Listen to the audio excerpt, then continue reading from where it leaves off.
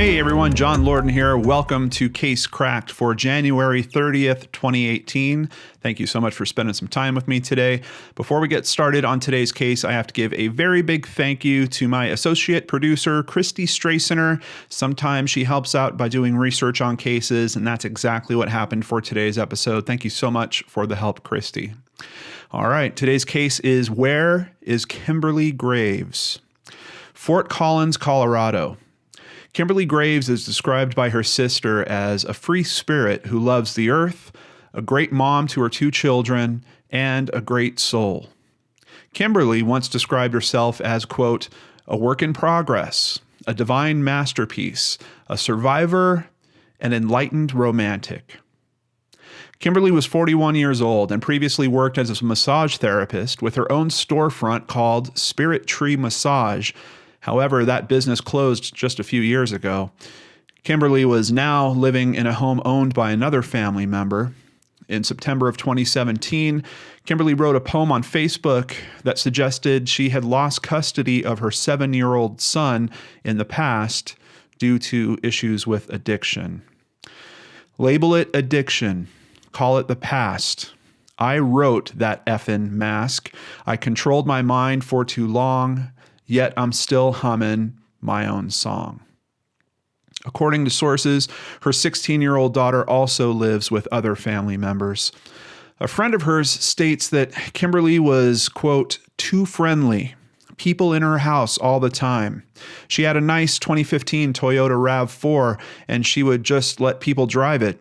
Next thing I know, it was sideswiped. The window was broken out. I see someone keyed bad words into her door. I kind of got onto her about trusting people too much. Some might wonder if this socially open lifestyle or her past addiction issues were to blame when Kimberlee disappeared on December 4th of 2017. 4 days later, the police were called to do a welfare check after her friend called them saying they couldn't get a hold of Kimberlee for several days. Officers stopped by her home, but no one answered the door, and the car was gone. With no probable cause to investigate further, they left. On December 10th, 2017, the same friend entered Kimberlee's home to find the place had been ransacked. Once again, they called the police. Fort Collins police initially believed it was a crime of opportunity, as many people had a key to her home, and they knew Kimberlee had been gone for a number of days. They didn't find anything to suggest that Kimberlee had been harmed in the robbery, but two big questions were remaining. Where exactly was Kimberlee, and where was her vehicle? Police investigated further, questioning friends of Kimberlee's. This proved to be more difficult than they expected. Police would state that her friends were in, quote, unstable living situations, and it was difficult to contact them to get information. They would stay diligent, though, and eventually were told that a man named Khalid White knew Kimberlee and may know where she was. 3 days later, Kimberlee's RAV4 was found abandoned in a parking garage, a little more than a mile from where she lived. Once again, police did not find any evidence suggesting Graves had been harmed, and they were about to follow up on what would turn out to be a substantial lead. Khalid White was on probation and was due for a check-in the following day, on December 14th. He failed to show up. Detectives dug in further and heard that he may have left town on a commercial bus.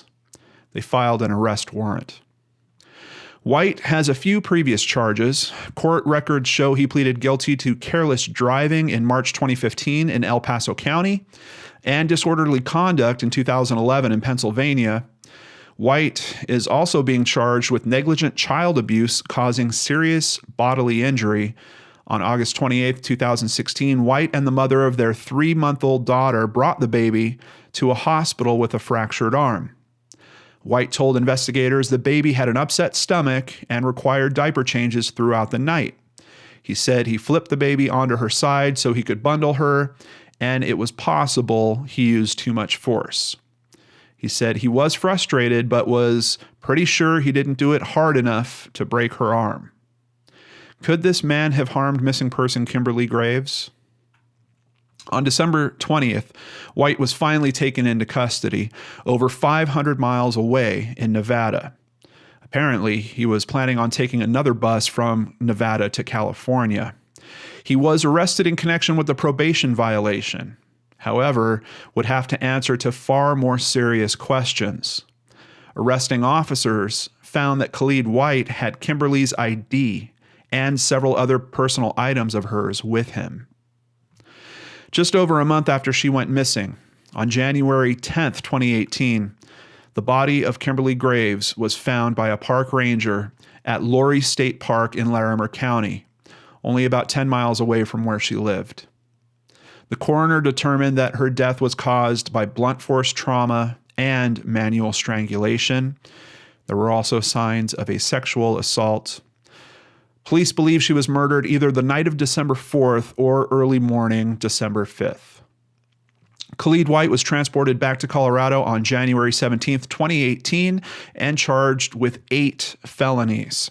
First-degree murder after deliberation, 2 counts of felony murder, sexual assault with a weapon resulting in serious bodily injury, robbery, tampering with a deceased human body, identity theft, and motor vehicle theft. The motive for the crime and details concerning what type of relationship White and Kimberlee had has not been publicly disclosed, and Khalid White's arrest documents are currently sealed.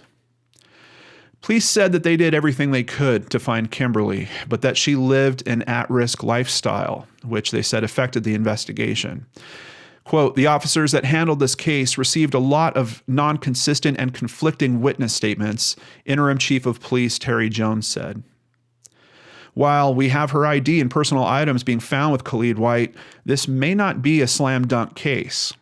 I'm curious to hear if any DNA evidence was found with Kimberlee or possibly in her car that could be tied back to Khalid White, but I believe that we're going to have to wait for the trial for that level of detail to finally become public. If you have information about this case that may be helpful, please contact Fort Collins Police at 970-416-2825, or you can email tipsline@fcgov.com. People can also contact Crime Stoppers of Larimer County at 970-221-6868 or by visiting stopcriminals.org. Of course, as usual, I will have this info in the description box below as well. In my mind, this is a case cracked, but it's certainly light on details in terms of are these charges going to stick mainly? And like I said, I'm really curious to see if there's a DNA link here. I'm curious about the charges that they laid on him. Police initially said that they thought that the car was not stolen by anyone that did anything with her. But now we're seeing that there is a car theft charge that is being added to his list of charges pertaining to this specific date. So it seems like they believe he probably took her vehicle. Some of the details of the other charges, the identity theft thing is kind of curious to me. I don't know if he was using her ID in some way to get credit or to maybe buy a ticket of some kind, something along those lines to maybe hide that he was actually on the run, or maybe he has credit cards of hers as well that he was using, something along those lines. I'm kind of curious to see what the details are around that identity theft thing as well. And then, of course, the other charges are just terrible, and my heart really goes out to her family. You've got 2 kids now that, despite the fact that they weren't living with their mother, she was having challenges apparently of her own. These are 2 children that aren't going to have their mother going forward. This is a woman that obviously struggled in life, was trying to do what's best for her and her family, trying to get herself back on a good path. And unfortunately, now she'll never have the chance to, and that always breaks my heart. I'm always up for giving someone another chance. This is, we only get a certain amount of time in this life and a certain number of chances. And in a case like this, I wish that Kimberlee just had one more, but unfortunately, that's not going to be the case here. Hopefully justice will arrive and bring some peace to her friends, her family, and especially her children. Thank you so much for joining me here on Case Cracked. I appreciate each and every one of you that cares about these cases like I do. Please come back tomorrow to the Lord and Arch channel. We'll have a brand new Brain Scratch Searchlight and see if we can help someone else find their missing loved one. Take care, and I hope to see you there.